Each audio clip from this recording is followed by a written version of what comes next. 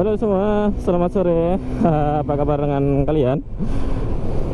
Aku hari ini barusan dari dealer Kawasaki. Bukan mau beli motor baru sih, tapi pinjam data penjualan dari dealer.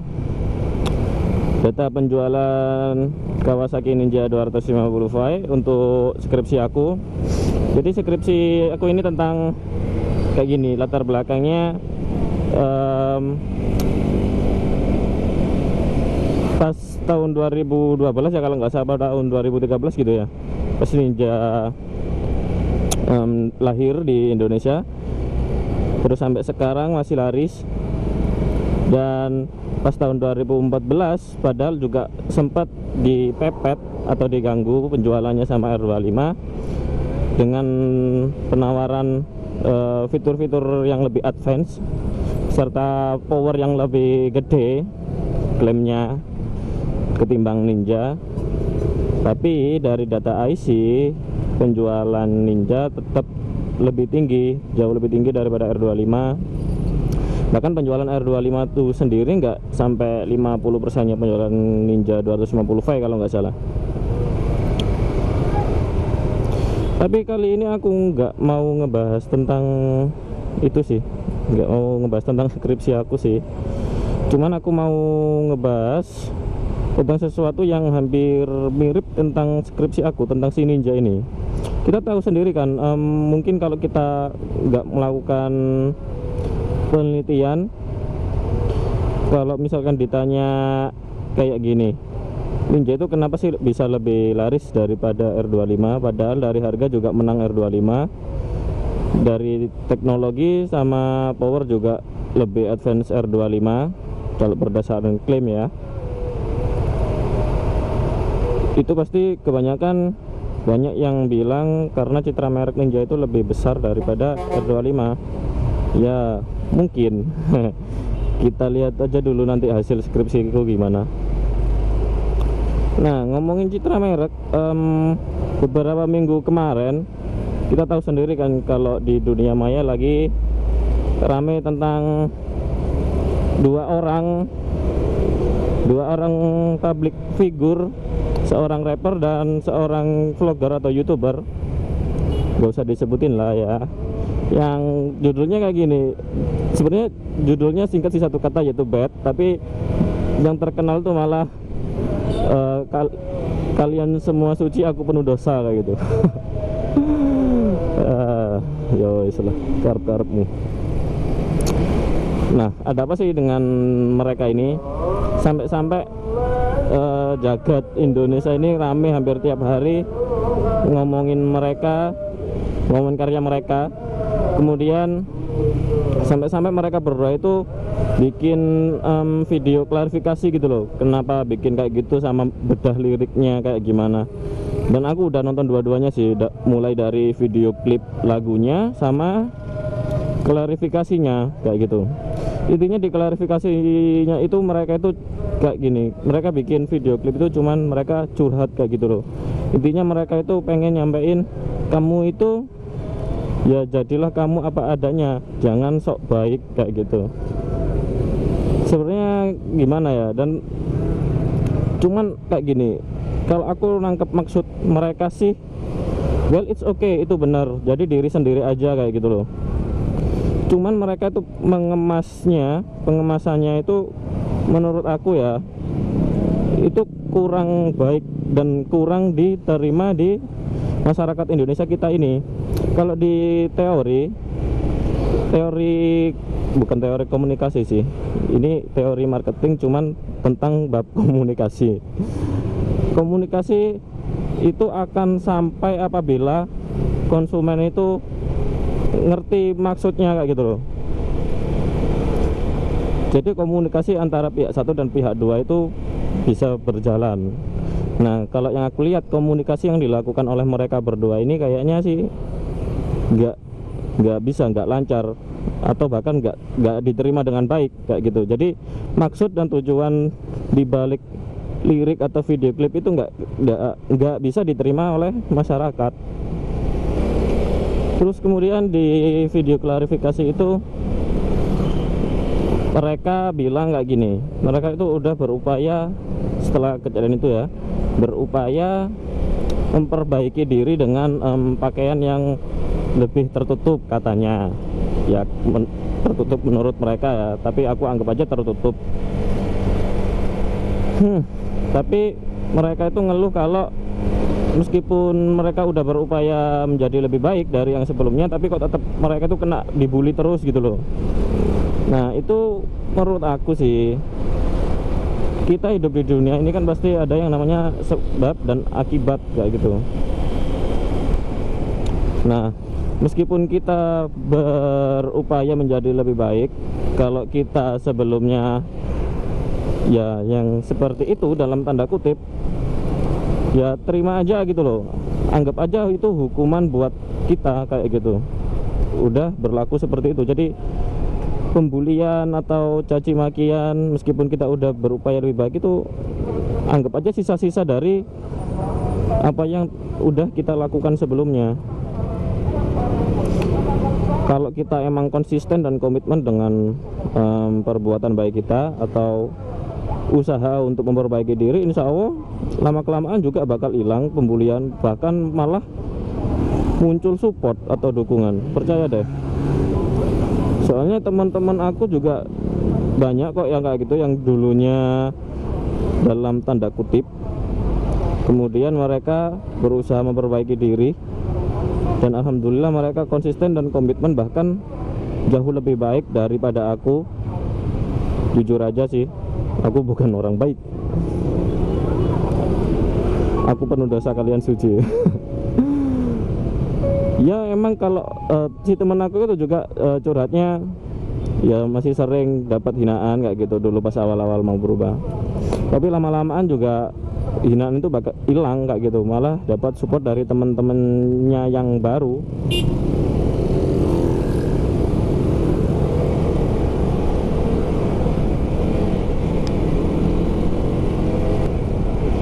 Terus kemudian mereka juga mengeluhkan bahwasanya yang berbuat kayak gitu itu nggak cuman mereka aja, nggak cuman dia aja, tapi di luar sana, maksudnya selain mereka itu banyak yang melakukan seperti itu, dan bahkan lebih buruk. Dia ngomongnya gitu, bahkan lebih buruk, banyak orang di luar sana yang lebih buruk perilakunya daripada dia. Terus dia itu ngeluh, kok kenapa sih cuman dia aja yang dihakimin, istilahnya kayak gitu. Sebenarnya ya emang benar, di luar sana itu masih banyak yang kayak dia perilakunya, bahkan yang lebih buruk kayak gitu. Nah tapi bedanya mereka itu melakukannya secara sembunyi-sembunyi, sedangkan dia melakukannya secara terbuka, bahkan di-share di akun YouTube-nya kayak gitu loh. Jadi ibaratnya aneh aja sih kalau kita apa ya, misalkan kita berbuat ya kayak gitulah, terus kita upload di media sosial kita dan itu bersifat publik, gak di privat, baik itu di YouTube atau Facebook, Twitter dan lain sebagainya. Terus ada yang ngomenin gak enak, ngomenin negatif, bla bla bla bla, mencaci maki lah intinya. Malah kitanya sewot, kan aneh gitu loh. Dan mereka sebenarnya yang di luar sana yang banyak melakukan hal seperti itu, dan mungkin yang lebih parah dalam melakukannya, kenapa nggak dibully? Ya mereka, karena mereka melakukannya secara tutup, dan mungkin mereka itu tahu dan mereka merasa malu kalau sampai hal itu terpublikasi kayak gitu. Dan yang orang-orang yang mereka klaim sebagai orang yang munafik, yang kalau di depan kamera itu baik, sopan santun, tapi sebenarnya yang di depan kamera itu baik, sebenarnya itu bukan orang baik. Ya itu banyak, bahkan mungkin kamu, bahkan aku mungkin, yang orang-orang, termasuk orang-orang munafik versi mereka. Kenapa sih kok banyak kayak gitu? Apalagi kalau misalkan pejabat-pejabat biasanya kayak gitu kan ya, di depan TV, di depan kamera gitu, waduh baiknya udah kayak setengah dewa. Tapi sebenarnya mereka ya udah kayak gitu, seperti yang kita tahu. Cuman bedanya gini, menurut aku, kita lihat dari perspektif lain. Mereka itu public figure, mereka itu ngerti siapa diri mereka. Mereka itu public figure, punya basis fans, bukan fans, follower atau ya intinya pengikut lah ya.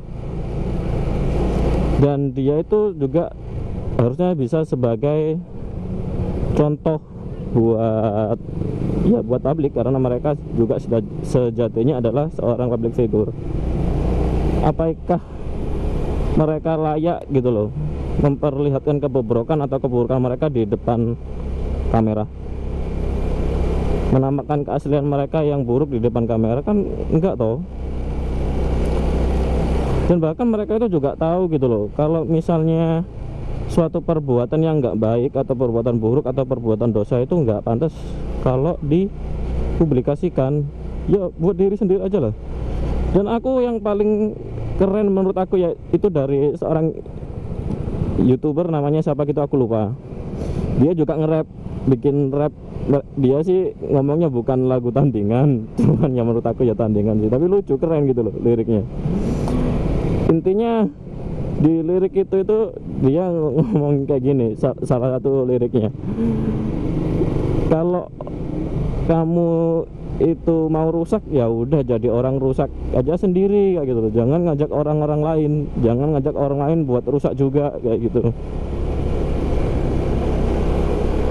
Keren pokoknya.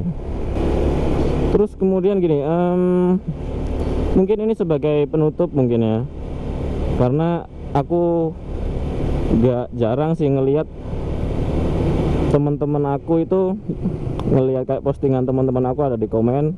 Kadang juga salah satu dari mereka curhat. Mereka itu kadang ngasih kayak postingan nasihat-nasihat atau yang baik-baik kayak gitu loh. Ya kayak yang banyak di media sosial kan, kadang banyak kayak kata-kata mutiara, kata-kata baik. Terus ada yang ngomen, entah itu temennya atau hatersnya mungkin ya, itu bilang kayak gini, udahlah kamu itu orang nggak baik kok, jangan sok suci gitulah, jadi orang buruk ya udah jadi orang buruk aja, jangan sok-sok alim kayak gitu. Sebenarnya gini loh men, kita hidup di dunia ini, kita sebagai manusia ini nggak mungkin lah ya kalau kita itu suci, kecuali yang baru lahir itu suci. Kita yang udah berumur ya umur tanggung kayak gini tuh pasti banyak lah ya berbuat dosa. Entah dosa kita seberapa aku juga nggak tahu, yang tahu hanya Tuhan. Cuman ini saran aku sih, meskipun dosa kita itu udah banyak, jangan pernah berhenti berbuat baik, jangan berhenti menasihati orang lain kayak gitu. Karena kenapa? Karena menasihati orang lain ini merupakan suatu perintah di Al-Quran bagi yang beragama Islam, yaitu perintah untuk saling menasehati. Oke lanjut. Sekarang kayak gini, temen aku itu diginiin sama temennya yang aku nggak kenal siapa dia. Kamu itu perilakumu itu masih buruk, nggak pantas jadi contoh, nggak usah sok-sok nasehatin orang lain kayak gitu. Nah sebenarnya adalah hal yang aneh dan nggak logis kayak gitu loh. Apakah untuk menasehati orang lain itu harus mempunyai syarat untuk menjadi orang yang perfect, orang yang enggak pernah ngelakuin kesalahan? Enggak kan? Dan sebenarnya kayak gini, yang di ayat Al-Quran itu bukan nasihatilah orang lain, tapi saling memberi nasihat gitu loh. Menasehatilah. Intinya kita tuh harus saling menasehati. Misalkan kayak aku gini, aku sadar kok aku itu orangnya banyak dosa, aku penuh dosa, kalian suci. Ya intinya aku, ini prinsip hidup aku sih, aku nggak akan berhenti untuk menasehati orang lain. Karena apa? Karena aku tahu aku ini masih banyak atau sering berbuat kesalahan, dan aku membutuhkan orang lain untuk menasehati aku gitu loh. Jadi intinya ada timbal balik kayak gitu. Aku menasehati kamu, aku menasehati dia, aku menasehati kalian. Kemudian suatu saat aku lupa atau aku melakukan suatu kesalahan kayak gitu. Nah, itu tugas dia, tugas kamu, tugas kalian untuk menasehati aku kayak gitu. Jadi ya balik kayak tadi, saling nasihat menasehati, fair kan, kayak gitu loh. Jadi bukan berarti orang yang apa ya, perilakunya buruk itu nggak boleh menasehati orang lain kayak gitu. Kalau nasihatnya baik, why not? Seperti itu. Ya mungkin itu dulu sih. Oh enggak, ada lagi. Ini tambahan juga penutup yang kedua. Dulu aku punya teman SMA, dia itu perilakunya udah dibilang sangat negatif lah. Itu bukan aku yang ngejudge dia, tapi dia sendiri yang cerita aku. Sebenarnya aku juga nggak tahu sih kalau teman aku itu kayak gitu orangnya. Dia sendiri tiba-tiba pas sepi dia itu curhat ke aku, dia cowok, karena hampir apa ya, berbuat dosa yang sangat parah lah. Dia bilangnya kayak gitu. Sebenarnya dia itu pengen berhenti untuk berbuat-buat yang seperti itu kayak gitu, cuman dia agak kesulitan. Terus kemudian dia itu pesen ke aku kayak gini, Riang, ini aku translate ke bahasa Indonesia ya. Riang, aku itu orangnya gini, bobrok, tapi aku janji sama seumur hidupku, aku nggak pengen temanku itu bobrok kayak aku, kayak gitu. Jadi makanya kalau kamu berbuat yang aneh-aneh, ya pasti nanti aku marahin kayak gitu. Aku salut sama dia. Ya aku juga minta doanya sih kalau buat dia. Aku minta doanya dari kalian. Ya semoga dia bisa komitmen lah ya, dan bisa konsisten. Dan aku nggak tahu dia sekarang gimana kabarnya. Kangen juga sih sebenarnya sama teman-teman. Well, oke. Dan sekarang adalah penutup yang benar-benar penutup. Terima kasih udah nonton, dan silakan beri pendapat kamu tentang opini aku. Dan jangan lupa like kalau kamu suka, dan tentunya jangan lupa share kalau bermanfaat. Dan yang paling penting adalah jangan lupa subscribe biar kita bisa saling saling berdiskusi, saling tukar pikiran, dan yang pastinya juga untuk bersilaturahim. Dadah.